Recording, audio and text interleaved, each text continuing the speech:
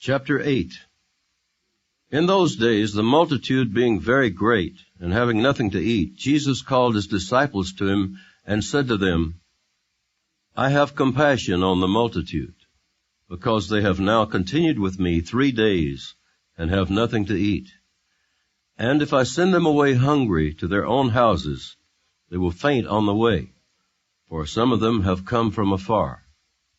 Then his disciples answered him, How can one satisfy these people with bread here in the wilderness? He asked them, How many loaves do you have? And they said, 7. So he commanded the multitude to sit down on the ground. And he took the 7 loaves and gave thanks, broke them, and gave them to his disciples to set before them. And they set them before the multitude.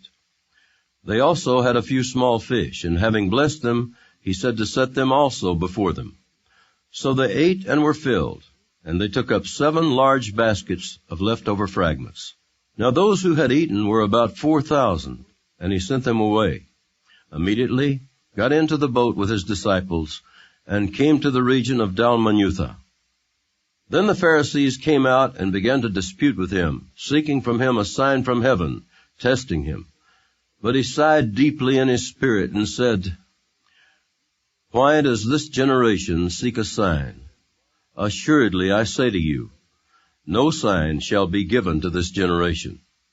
And he left them, and getting into the boat again, departed to the other side.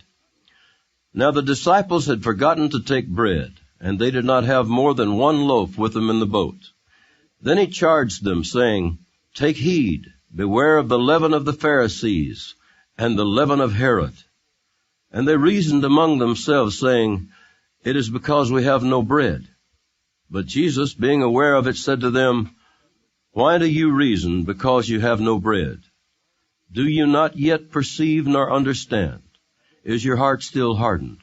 Having eyes, do you not see? And having ears, do you not hear? And do you not remember? When I broke the 5 loaves for the 5,000, how many baskets full of fragments did you take up? They said to him, 12. Also, when I broke the 7 for the 4,000, how many large baskets full of fragments did you take up? And they said, 7. So he said to them, How is it you do not understand? Then he came to Bethsaida, and they brought a blind man to him, and begged him to touch him.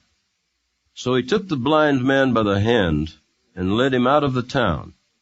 And when he had spit on his eyes and put his hands on him, he asked him if he saw anything. And he looked up and said, I see men like trees walking. Then he put his hands on his eyes again, and made him look up. And he was restored, and saw everyone clearly. Then he sent him away to his house, saying, Neither go into the town, nor tell anyone in the town.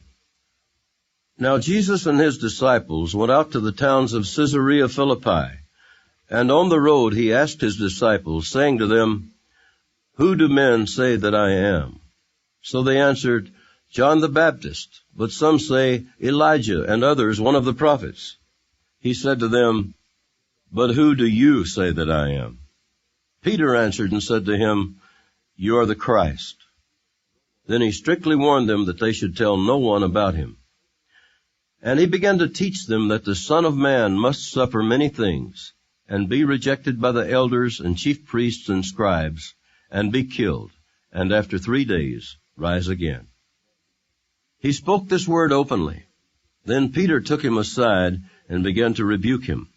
But when he had turned around and looked at his disciples, he rebuked Peter, saying, Get behind me, Satan, for you are not mindful of the things of God, but the things of men.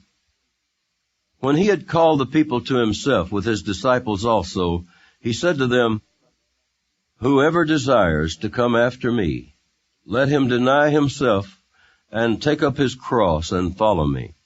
For whoever desires to save his life will lose it.